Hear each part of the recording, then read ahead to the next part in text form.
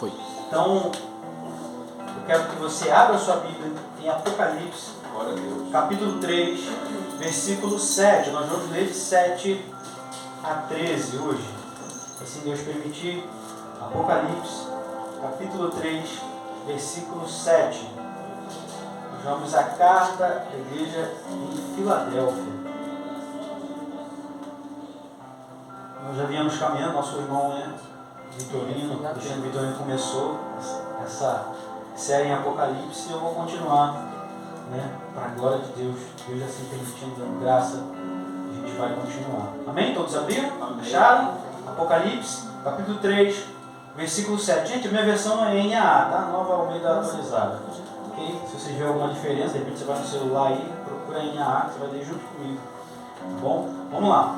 Versículo 7 do capítulo 3 de Apocalipse diz assim: ao anjo da igreja em Filadélfia, escreva: estas coisas diz o santo, o verdadeiro, aquele que tem a chave de Davi, que abre e ninguém fechará, e que fecha, ninguém abrirá.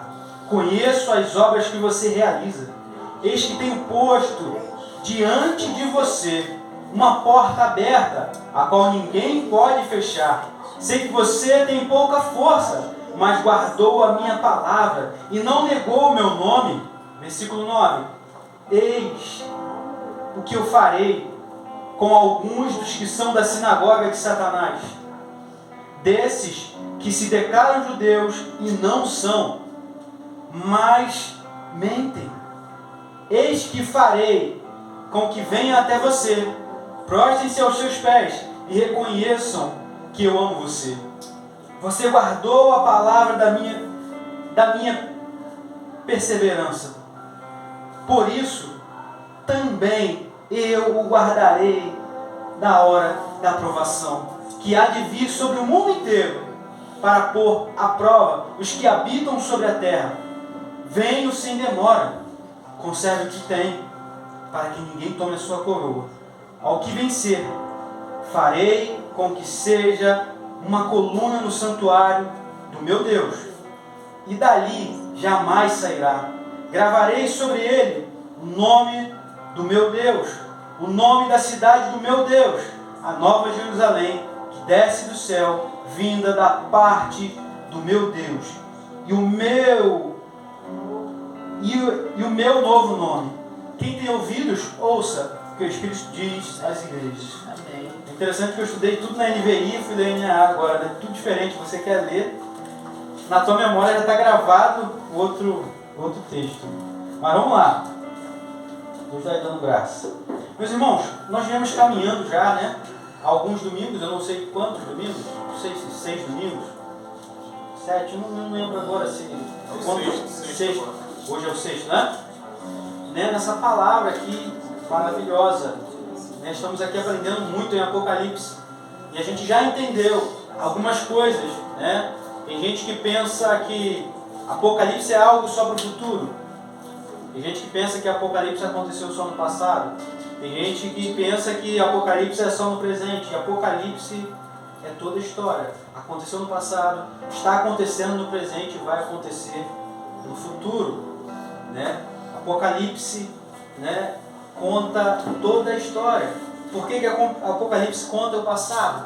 Passado para a gente é olhar para Cristo. Apocalipse conta a vitória do nosso Salvador. E com isso, somos mais do que vencedores nele. Apocalipse conta a vitória também, olhando para o tempo presente. A gente lendo essa carta, conta também que o Senhor está conosco, nos fortalecendo, não é isso? Mas também olhando para o futuro, Apocalipse conta a história e a vitória final do nosso Cordeiro. E com isso, a nossa vitória final, a nossa derrota. Em Jesus Cristo nós derrotamos a morte. Em Jesus Cristo, porque Ele derrotou, nós temos vitória, somos mais do que vencedores. Em Jesus Cristo, como já foi falado aqui, a gente na EBT, nós temos direito à salvação. Nós vamos continuar falando sobre isso hoje. Nós já lemos, estamos estudando aqui as 7 cartas, estamos na 6ª carta, as igrejas ali da Ásia. Então, nós vemos nessas 7 cartas 4 delas, Jesus profere críticas e elogios, né? Sendo elas Éfeso, Pérgamo, Tiatira e Sardes. Para a igreja de Laodiceia, ele só teve críticas. Para a igreja de Filadélfia e Esmirna, ele só dá elogios. Jesus olha para a igreja, ou seja, ele olha para as pessoas. Eu sempre falo isso. Quando você pensar, Jesus enviou essa carta, mandou João escrever essa carta, enviou lá para Filadélfia, que é a que a gente está lendo hoje. Ele enviou para isso aqui? A carta ele enviou para quem? Para pessoas. E ele separou essa carta também para mim e para você essa noite. Porque a palavra dele é atual também. Enviou para eles lá, mas ele sabia que nesse dia, 16 de abril, estaríamos aqui reunidos. Sabia que cada um de vocês estaria aqui ouvindo essa palavra. Ele é onisciente, ele sabe de todas as coisas antes delas acontecerem. Ele sabe de tudo. Ele tem tudo em suas mãos, ele tem todo o poder. Jesus, foi-lhe dado o poder nos céus e na terra, debaixo da terra, em qualquer lugar. O nome de Jesus é exaltado. Jesus tem poder sobre tudo e sobre todos. Então ele fala com cada igreja, ele sabe qual é o tipo de pessoa que tem lá. E ele vai exatamente naquilo que as pessoas estão passando, porque a igreja é só formada de pessoas. Ele vai falar e vai tocar em cada detalhe daquilo que as pessoas estão vivendo, em cada coisa daquilo que elas estão sofrendo, em cada coisa daquilo que elas estão errando, em cada coisa daquilo que elas estão acertando. Jesus vai e fala de tudo. Glória a Deus. De tudo, gente. A palavra é completa, o evangelho é completo.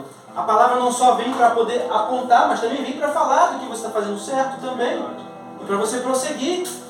Vem para falar daquilo que você precisa melhorar. É claro que ela traz confronto. Não é aquela palavra que vai vir só para poder passar a mão na tua cabeça. Você é lindo, você é isso, você é aquilo, aquilo e aquilo. É a palavra que vai trazer você para perto de Deus. Glória a Deus. Se essa palavra não trouxer confronto para mim, para você, por que estamos aqui? Por que estamos aqui? Porque sabe qual o dia que eu e você não precisamos ser corrigidos ou confrontados? O dia que a gente não errar mais. E só na glória isso. Só na glória. Enquanto isso, todos os dias Deus vai nos confrontar, nos chamar para perto, nos exortar, nos mostrar que nos ama e por isso continua nos ensinando, nos corrigindo. Por isso que Ele continua e por isso Ele continua te chamando como filho, como filha. Em Hebreus vai dizer que aqueles que estão sem correção não são filhos, são bastardos. Mas se você é filho, você está sendo corrigido pela palavra do Senhor. Eu estou sendo corrigido pela palavra do Senhor.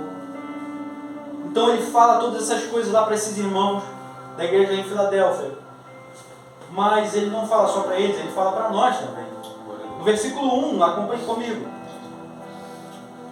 Ao anjo da igreja em Filadélfia. Gente, todo mundo entende aqui, anjo não é que o pastor é o anjo como anjo mesmo, tá?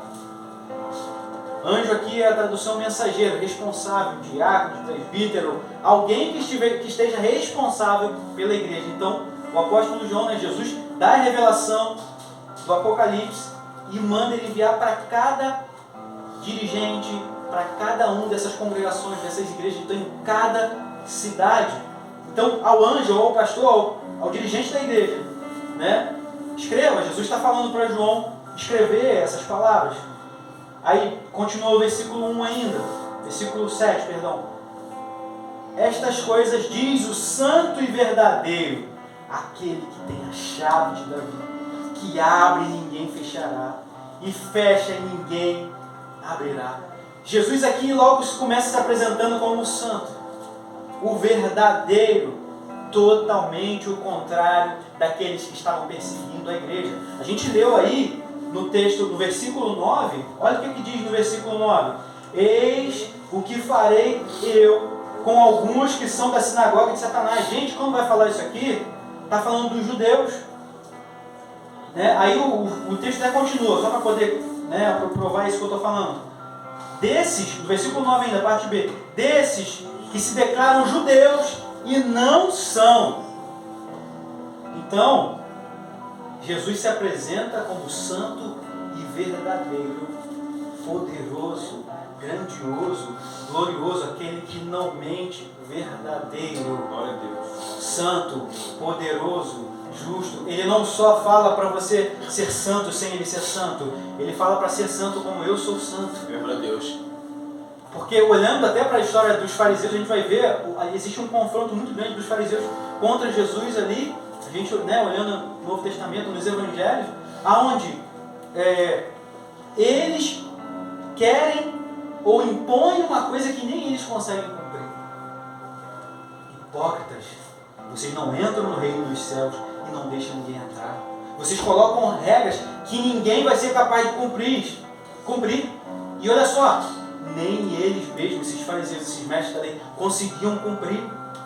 Mas eles eram hipócritas, atores. Encenavam uma coisa que eles não eram. Mostravam exteriormente uma coisa que eles não eram. Então, eles não tinham como dar esse exemplo. Na verdade, eles queriam glória uns dos outros. Quando o texto vai falar que esses que são da sinagoga de Satanás, é porque Jesus, lá em João 6, ele vai falar para os judeus que estão falando que são filhos de Abraão, que receberam a lei, que isso e aquilo. Jesus vai falar para eles assim, ó, o pai de vocês não é Abraão, não. O pai de vocês é o diabo. E Jesus fala isso duramente para os judeus. Vai falar, o mentiroso, aquele que nunca se firmou na verdade, ele glorifica o seu próprio ventre. E esses judeus aqui, que Jesus, que estava lá importunando a igreja em Filadélfia, Jesus fala que eles estão fazendo a mesma coisa. São mentirosos. Colocam um peso sobre o povo que eles não podem cumprir. Eles não cumprem, mas querem que as pessoas cumpram. E eles estão, na verdade, servindo ao seu próprio ventre. Porque Jesus vai falar, vocês são aqueles que dão glória uns aos outros. Vocês são homens que dão glória uns aos outros. Lendo a história a gente vai ver, os judeus estavam ali, um para poder defender o outro, glorificar o outro. Nada diferente do que acontece hoje em dia, em nossos dias. Muitos desses líderes estão lá, um para poder glorificar o outro, um para poder levantar o outro, um para poder aprovar a palavra do outro, mesmo não sendo bíblica. Quanta coisa a gente vê na internet, os vídeos, quantas mensagens, a gente vai ver, vai lá, um camarada lá, faz uma frase lá, uma frase coach, escreve alguma coisa, e vai lá um amigo dele glorificar ele. Escreve isso aí, meu amigo, não sei lá o que, quero ser mentoreado por você, que não sei lá o que. Aí você vai ler o texto, não tem nada a ver com a palavra de Deus. Mas tem alguém que glorifica, então eles estão dando glórias uns aos outros. Só que Jesus chama esses da sinagoga de Satanás porque estão glorificando um ao outro. Chama eles de filho do diabo, porque fala, o diabo sim é que quer glória para ele. O diabo sim é o que glorifica o seu próprio ventre. O diabo sim. Então quem quer glória para si mesmo não está se colocando como filho de Deus, está colocando como filho do diabo.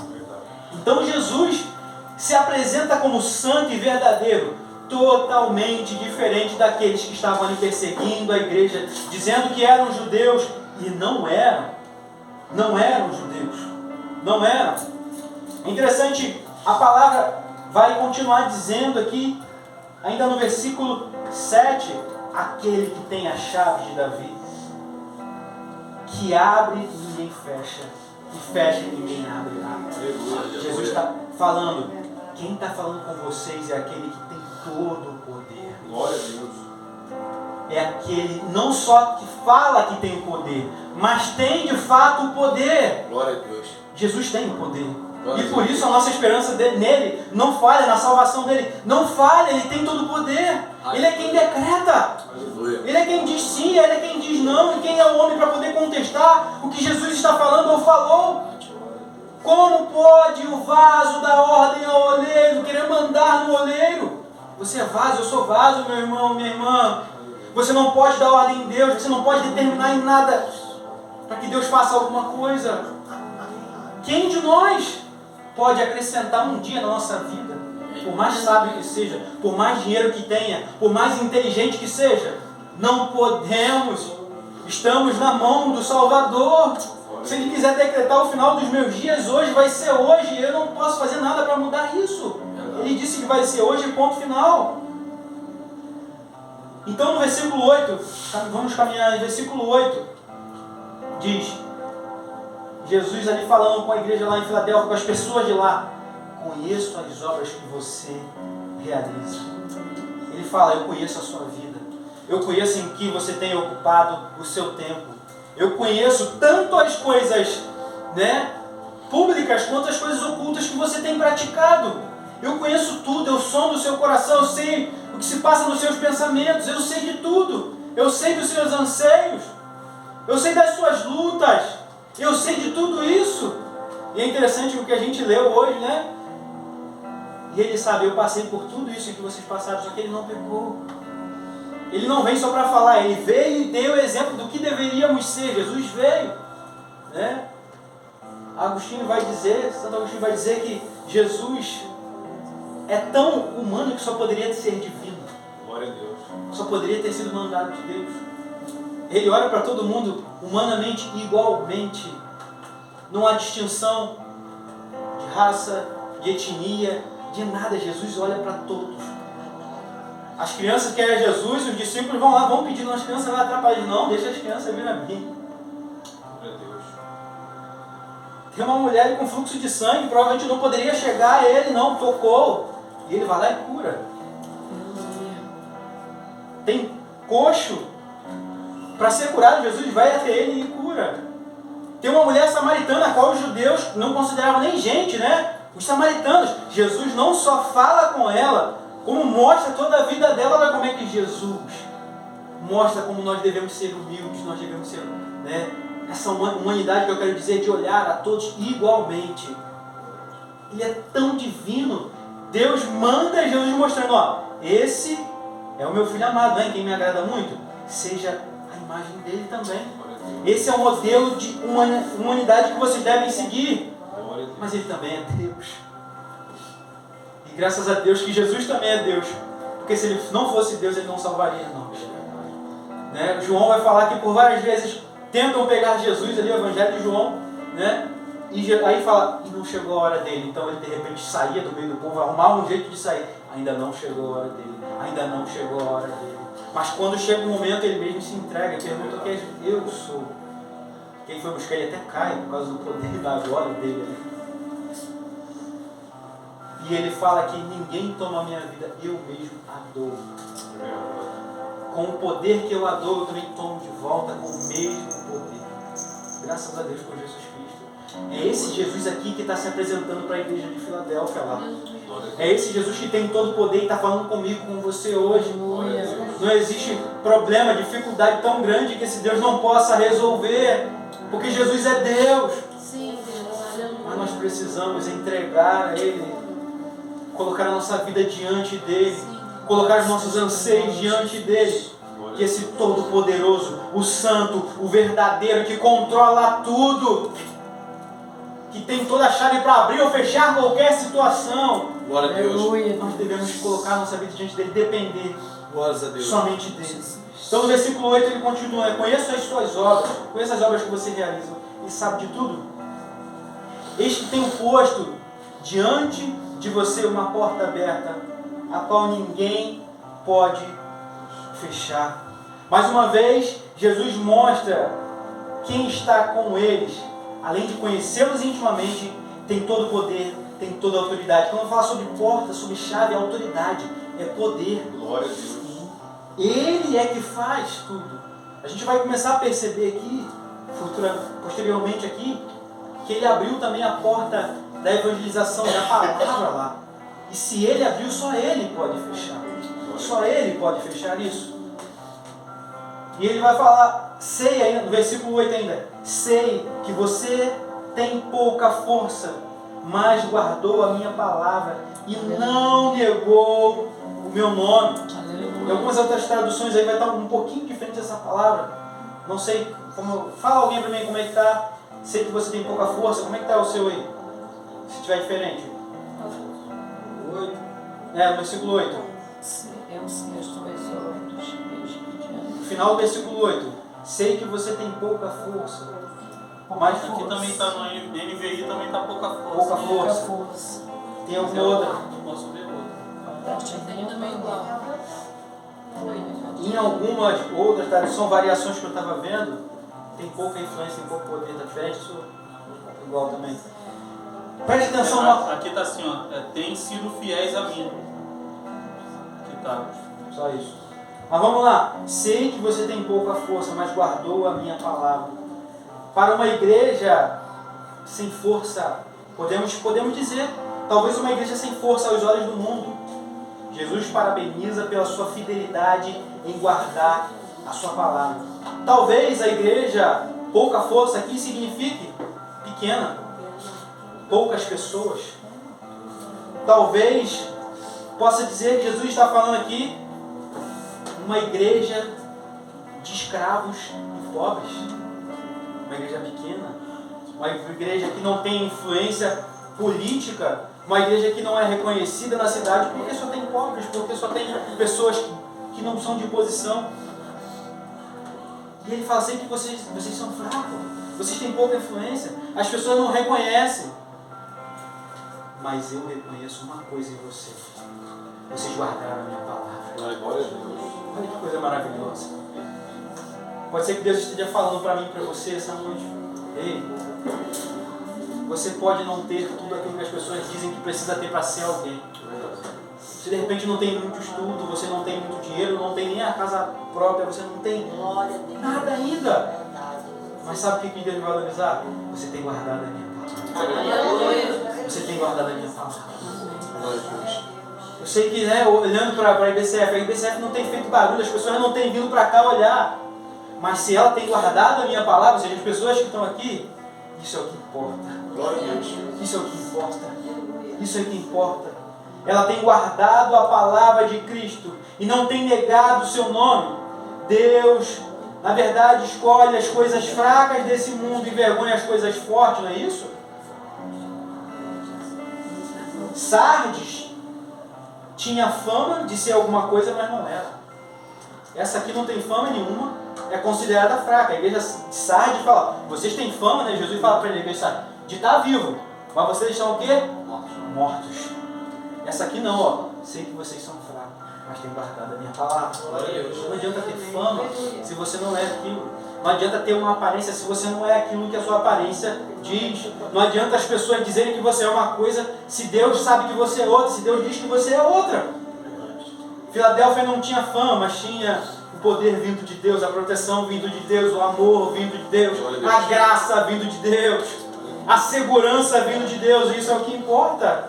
O que importa é o que Deus diz de nós, não aquilo que as pessoas falam de nós. Aleluia. Se Deus é por nós, quem será contra nós, né? Lá em Romanos vai dizer isso. Se ele diz que você é filho, que você é filha, quem pode mudar esse decreto de Deus? Ninguém pode mudar isso. Glória a Deus. Se Deus é por nós, quem será contra nós? Glória a Deus. A igreja tinha pouca força, mas Jesus colocou diante dela uma porta aberta que ninguém pode fechar. A igreja é fraca, mas Deus é onipotente, Ele tem todo o poder. Nós somos fracos, mas o nosso Deus é forte. Ele não é só forte, mas Ele tem todo o poder nas suas mãos, tem todo o poder. Aleluia. Todo o poder. Todo o poder. E é porque somos fracos que Ele age em nós. É interessante que Jesus vai falar que Ele veio para aquele que está doente, Ele não veio para aquele que está são. Todos nós entendemos que estávamos doentes, estamos sendo curados, remediados pela graça de Jesus. Que somos fracos, então Ele está nos dando poder, nos está enchendo do seu poder, para testemunhar o seu nome, para vivermos uma nova vida, para ter uma nova perspectiva de vida. Sabemos que a vida não termina aqui. Aqui é um processo, estamos aqui caminhando, como no deserto, o povo caminhando no deserto, para em algum momento chegarmos na nossa terra prometida, que não é aqui, na Nova Jerusalém. As pessoas sempre vêm com esse clichê de falar: não, você está no deserto, mas você vai sair logo do deserto. Meu irmão, se alguém falou isso para você, deixa eu falar uma coisa para você. O deserto é o nosso lugar de peregrinação. A nossa terra prometida é aqui? Não. Nossa terra prometida é o céu. Eu sempre trago esse esclarecimento, esse exemplo. Egito representa o quê? O mundo. Deus pega o povo, tira do Egito, tira da onde? O mundo. Olhando para nós. Coloca no deserto para poder ouvir a voz dele. Glória a Deus. A nuvem guia o povo. Levanta, vamos levantar acampamento. Parou, para. lugar de dependência, não tem como plantar, não tem como colher, tá com fome, Deus manda provisão. Aleluia. Enjoou outro tipo de provisão, Deus manda outro tipo. Glórias a Deus. Tá com sede, Deus faz brotar água da rocha. Glória a Deus. Mas ali ainda não é o lugar da promessa. Aleluia. Olhando para eles como povo, como promessa física, eles precisavam de uma terra porque a terra que eles estavam no Egito não era deles. Eles precisavam comer do melhor da terra porque no Egito eles não comiam do melhor da terra. Aí as pessoas vão trazer isso, não, porque você vai comer do melhor dessa terra. Quem disse isso? Então os apóstolos fracassaram, erraram? Qual foi o fim dos apóstolos? Qual foi o tipo de morte de cada apóstolo? Esse apóstolo mesmo aqui que escreve essa revelação do Apocalipse está na ilha de Patmos, passando as piores condições climáticas possíveis na ilha de Patmos, uma ilha vulcânica, com a atmosfera, com o ar totalmente poluído. A ilha de Patmos, para quem não lembra, ou para quem lembra, só para te refrescar, era o local a qual os romanos jogavam aquelas pessoas em prisão. Ali, a ilha de Patmos não era para passar as férias, era uma prisão. Era uma prisão. Era uma prisão. Os apóstolos fracassaram? Se a gente olhar para essas pregações, que as pessoas falam, você tem que ter tudo isso e aquilo, e aquilo, e aquilo, e aquilo. Gente, presta atenção numa coisa. Trabalhe, pague as suas contas, conquiste tudo aquilo que você puder, mas não coloque a sua mente e o seu coração nas coisas dessa terra. A sua terra prometida não é aqui. Você só vai sair do deserto quando você for para o céu. Aqui é lugar de peregrinação, não é lugar de morar, não é lugar de fincar os nossos pés, de colocar a nossa esperança. A nossa esperança está em Cristo. E nós vamos morar com Ele, não é aqui. Verdade. Gente, isso a gente aprende, né, em EBD quando é criança. Egito, mundo. Deserto, lugar de ouvir a voz de Deus. Terra prometida para eles, para a gente céu. Não é aqui. Se você de repente ficou triste com isso, não tem que ficar triste não, meu irmão. A nossa esperança não é nessa terra. A nossa esperança é na terra prometida, o céu. O céu, a nova Jerusalém, que desce do céu, como a gente lê nesse texto aqui. Versículo 9, vamos lá. Eis o que farei com alguns que são da sinagoga de Satanás, desses que se declaram judeus e não são, mas mentem. É interessante que se você pensar só nessa parte, né, essa parte primeira aqui do versículo, você de repente pensa que Deus vai fazer, vou acabar com todo mundo, vou matar todo mundo, não é isso? Parece, quando a gente lê essa primeira parte, que não é? E Jesus vai destruir todos aqueles que estão perseguindo a igreja lá de Filadélfia. Mas olha só, eu vou ler o versículo 9 de novo para poder a gente entender e ver o que Jesus promete que vai fazer com aqueles, né, que estavam lá perseguindo a igreja. Versículo 9, eis o que farei com alguns que são da sinagoga de Satanás, desses que se declaram judeus e não são, mas mentem. Eis que farei com que venham até você, prostrem-se aos seus pés e reconheçam que eu amo você. Aleluia. É interessante eu olhar isso aqui e eu lembrei de uma música. De repente pode ser que alguém pegue essa música, tá vendo? Olha, é daí que tiraram a música, né? Aquela música bem conhecida, bem batida, que não é bíblica, tá, gente? Não é bíblica. Que não é adoração. Que Deus, eu tenho certeza que não quer que a gente cante isso, porque Deus não quer que a gente se vingue. Ele é que faz a vingança. Quem te viu passar na prova e não te ajudou, quando ver você na bênção, vai se arrepender, né? Vou estar entre a plateia e você no palco. Não é isso que diz lá a letra lá? Caramba, parece que é isso que está dizendo aqui, não parece?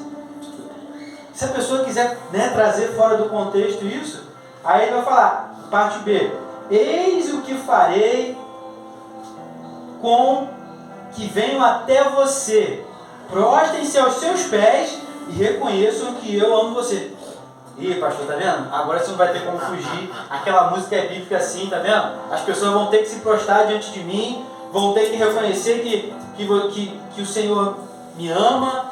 Aí, ó, a música é bíblica, foi daí que tiraram. Nem sei se de repente pegaram esse texto fora de contexto, estou falando. Mas quando eu estava lendo esse texto, na mesma hora isso veio à minha memória. Então, o que significa isso? Será que agora Deus vai colocar a igreja de Filadélfia no palco? E os judeus que estavam perseguindo ela, aqueles que eram da plateia, não, da sinagoga de Satanás na plateia, será que a vitória da igreja de Filadélfia vai ter sabor de mel? Será? Claro que não é isso que o texto está querendo dizer. Quando lemos na Bíblia sobre estar aos pés de alguém, isso significa humilhação. Mas mais do que isso, serviço. Jesus dá o exemplo de serviço. Presta atenção numa coisa. Jesus se coloca aos pés dos discípulos para fazer o quê? Lavar os pés. Ele se coloca na posição de servo aos pés dos discípulos.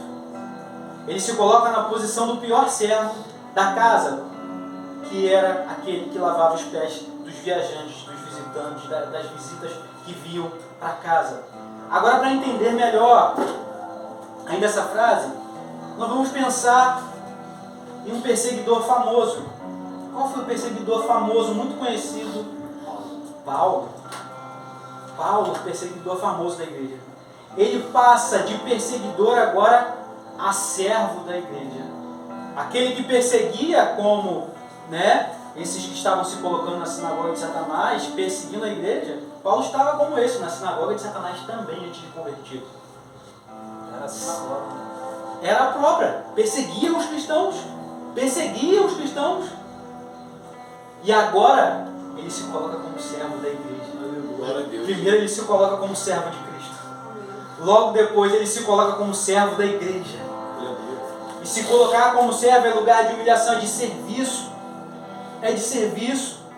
Ele se converte, agora ele serve a igreja. Ele passa de perseguidor para servo da igreja. Ele passa de perseguidor a perseguido. Ele reconhece o amor de Jesus pela igreja que tanto ele perseguia. Aleluia. Ele reconhece isso, Paulo reconhece esse amor. E que ele precisava desse amor também. Que ele precisava fazer parte dessa igreja de Jesus também. O texto aqui vai dizer, no versículo 9, só para a gente toda hora lembrar: eis o que farei com que venham até você, prostrem a seus pés, reconheçam que eu amo você.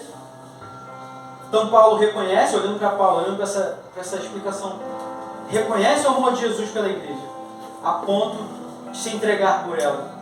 E ele agora também, depois de crer nesse Jesus, receber esse amor, de ser capaz de se entregar pela igreja também. Se coloca aos pés da igreja de Cristo, reconhece o amor de Cristo pela igreja de Cristo. Farei com que se prostrem aos seus pés e reconheçam que eu amei você. Essas palavras, Jesus diz que os falsos judeus que perseguem, não todos, mas provavelmente alguns deles vão se converter. Glória a Deus. E se converterem, porque tem bastante fundamentação naquilo que eles tinham no Antigo Testamento, seriam excelentes líderes, porque bons conhecedores da palavra, assim como o apóstolo Paulo foi. Se convertessem com o conhecimento que eles tinham, agora eles estariam aos pés da igreja. E mais uma vez eu volto a explicar isso. Estar aos pés da igreja significa como servo. Paulo vai falar isso quando ele está falando com a igreja de Corinto. Tá aquela situação da igreja ali, falando: eu sou de Paulo, eu sou de Apolo, eu sou de Cefas. Aí Paulo vai falar: não, Paulo é de vocês, Apolo é de vocês. Ele fala: servo de vocês, pelos quais vocês creram no Evangelho. Glória a Deus.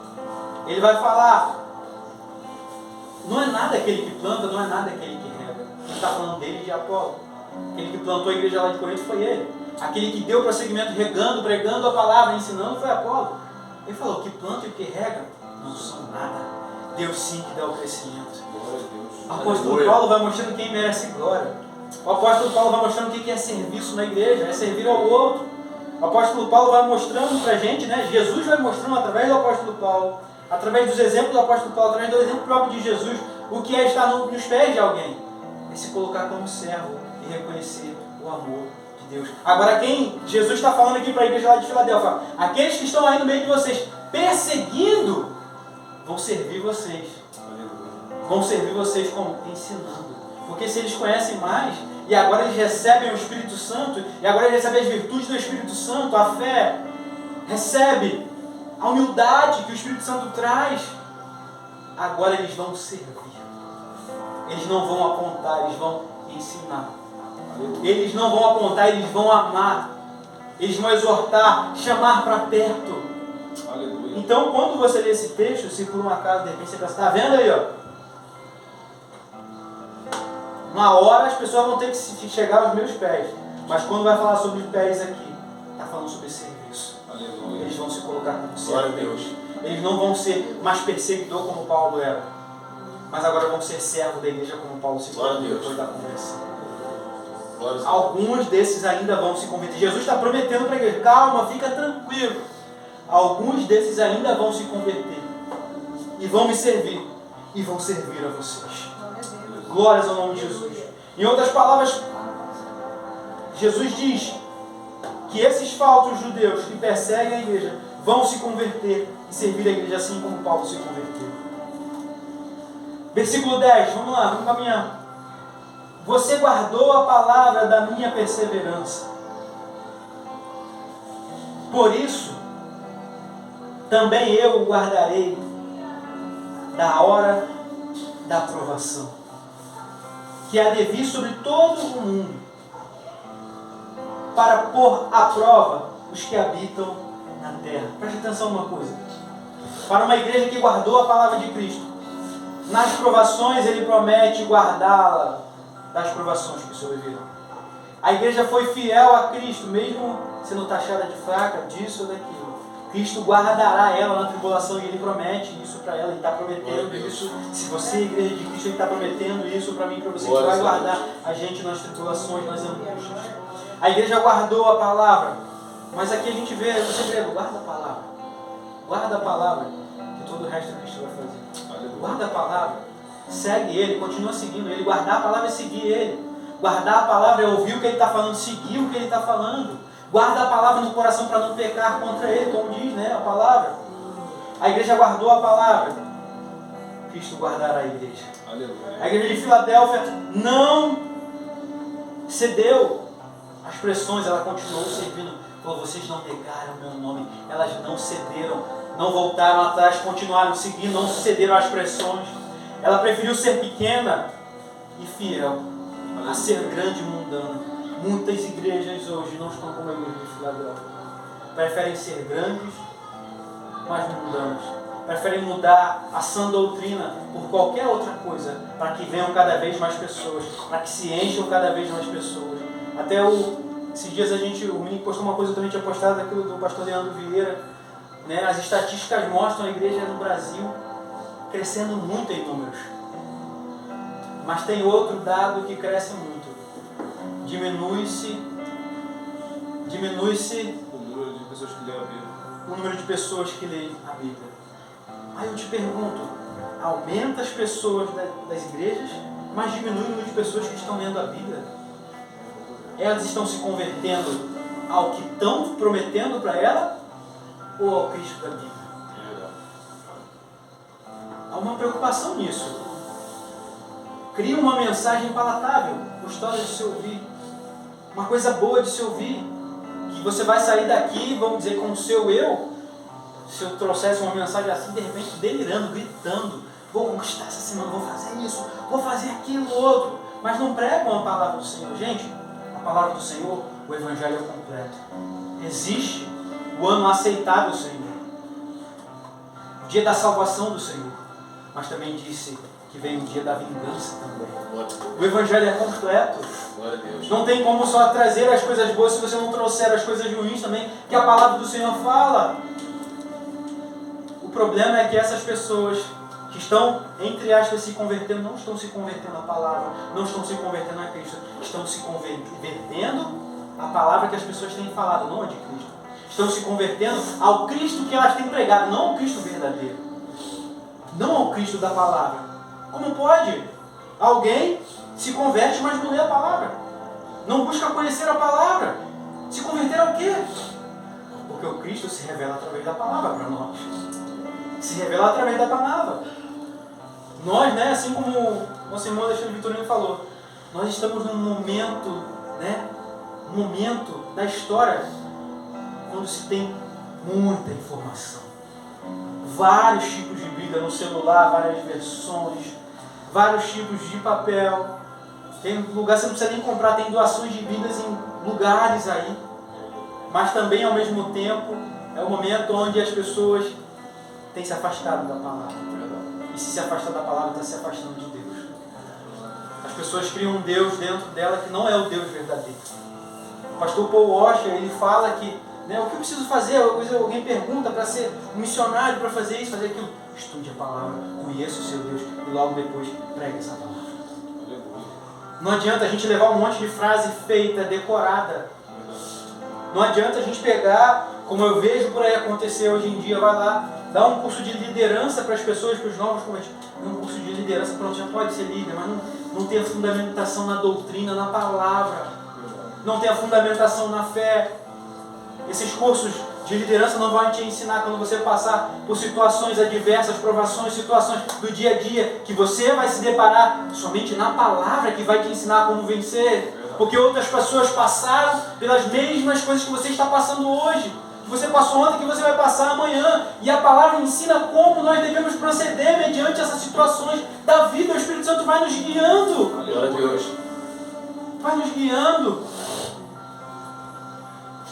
Eu não quero que você saia daqui com a sua alma falando que você vai declarar, que você vai vencer, que você vai isso. Eu quero que você saia daqui dizendo: eu sou mais do que vencedor porque Cristo venceu. Aleluia. Se eu posso alguma coisa é porque Cristo fez por mim. Aleluia. Se eu tenho esperança de vida eterna, foi porque Cristo venceu.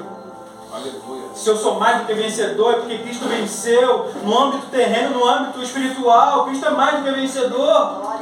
E nele nós somos mais do que vitoriosos, mais do que vencedores. Glória a Deus. Glória a Deus. Há muitas igrejas que têm abandonado o evangelho verdadeiro.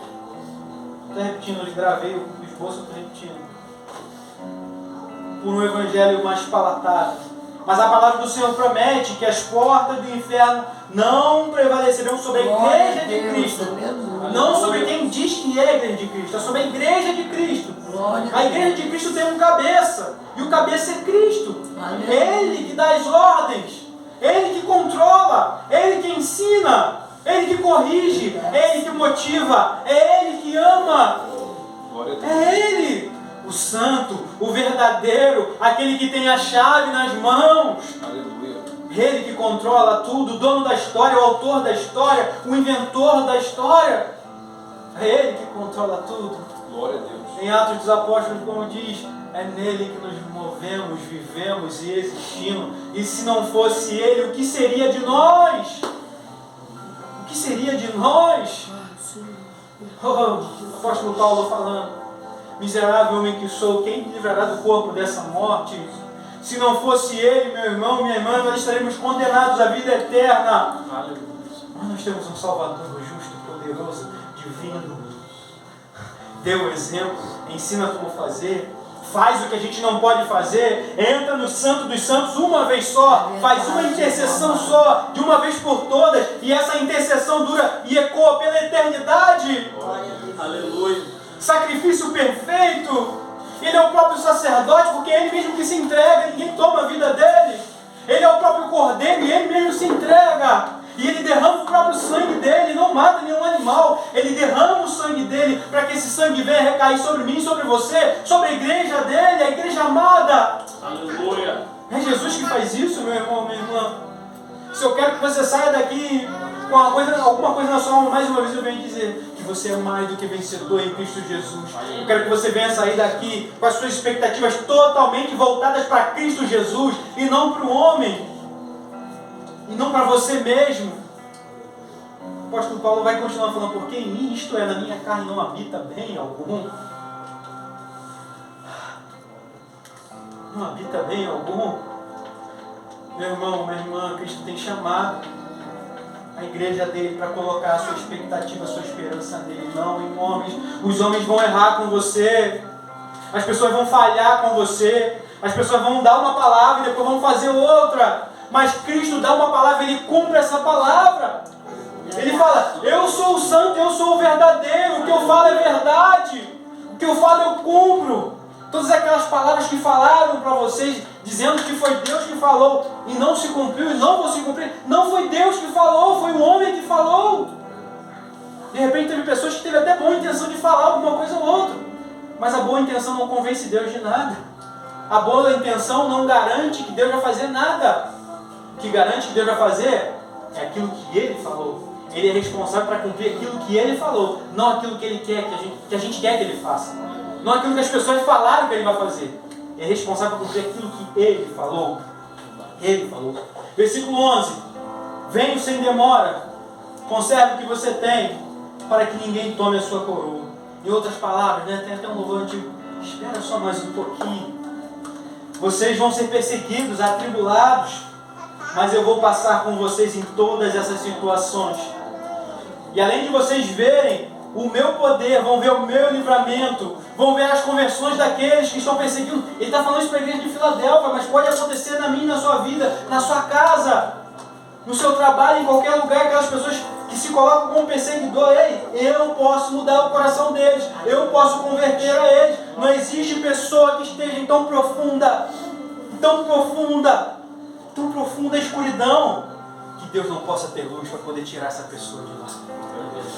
Não existe pessoa tão imperfeita que Jesus não possa santificar, trazer para perto e dizer: é meu, é santo, é meu filho, é minha filha, vai morar comigo no céu.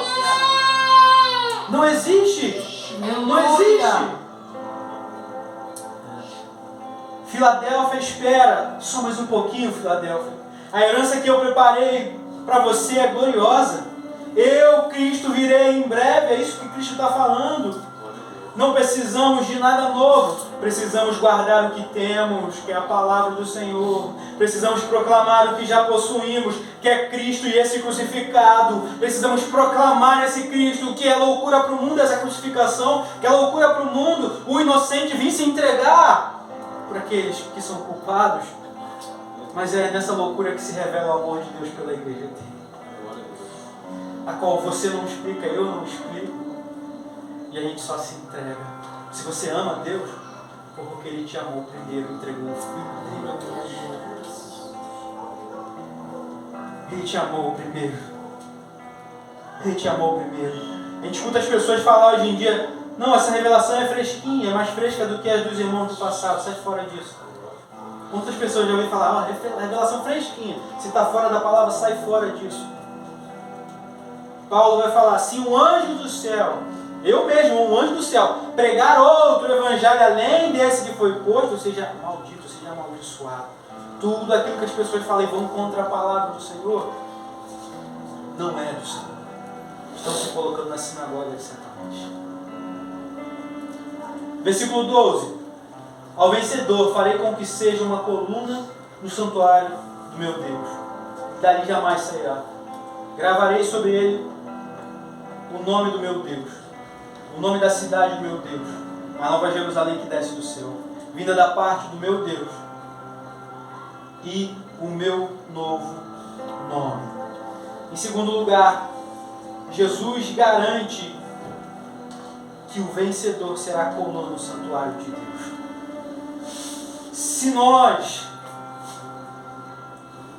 nos tornamos peregrinos nessa vida, seremos uma coluna inabalável na próxima vida. Glória a Deus. Aqui, os terremotos da vida podem nos abalar, mas no céu estaremos tão firmes e tão sólidos como a coluna do santuário de Deus. Aleluia. Por que que Jesus vai trazer esse exemplo aqui para a igreja lá de Filadélfia? A igreja de Filadélfia ficava numa cidade onde tinham muitos terremotos. A gente vai ler, você pode pesquisar isso na história, que aconteceram muitos terremotos naquela cidade, a ponto de quase a cidade toda ser destruída. Jesus sabia o que a igreja passava e ele traria uma explicação que eles entenderiam, uma parábola da vida real deles, uma comparação. Eles poderiam ter sido destruídos por vários terremotos, talvez perderam as casas, talvez alguns morreram, talvez alguns foram deformados, caiu alguma coisa em cima. Mas eu falo, quando vocês estiverem no céu, vocês vão ser coluna. Glória a Deus. Inabalável. Inabalável. Os crentes de Filadélfia podem viver com medo de terremotos. Talvez você possa viver com medo de terremotos da vida, das aflições da vida. Mas nada os abalará quando permanecerem as colunas do céu, como colunas do céu. É interessante que gente pode até cair nessa terra. E a gente vai cair várias vezes. E Deus vai nos levantar várias vezes. Mas no céu ninguém vai cair mais. Aleluia. A gente pode errar muito e vai errar muito, infelizmente. Confessando, se arrependendo, tentando viver para Deus. Mas no céu não vai ter mais isso. Aleluia. Glória a Deus. Em terceiro lugar, Jesus promete que o vencedor terá gravado em sua vida um novo nome. Esse novo nome terá o nome de Deus, da igreja, a Nova Jerusalém e o novo nome de Cristo. Pertencemos e pertenceremos para Deus para sempre. É interessante que olhar sobre alguma coisa que pertence a alguém, a gente vai olhar lá em Efésios, né? A palavra do Senhor vai dizer que aqueles que pertencem a Deus têm um selo. E qual é o selo? O Espírito Santo. Você e eu, nós pertencemos a Jesus. E Ele já marcou cada um de nós como selo. Glória a Deus. É o selo como garantia do resgate da sua propriedade. Se você pertence a Ele, já selou você com o Espírito Santo. Aleluia. Veremos como Ele é. Hoje nós conhecemos aquilo que conseguimos conhecer. Mas na glória seremos transformados, seremos semelhantes a Ele. E o veremos como Ele é. A porta aberta representa a oportunidade da igreja. A chave de Davi, a autoridade de Cristo. E a coluna do templo de Deus, a segurança do vencedor. Cristo tem as chaves, Cristo abriu as portas, Cristo prometeu fazermos seguros como as sólidas colunas do templo de Deus. Quem pode abalar as colunas do templo de Deus? Quando Ele abre as portas, nós devemos trabalhar. Quando Ele fechar as portas, nós devemos esperar.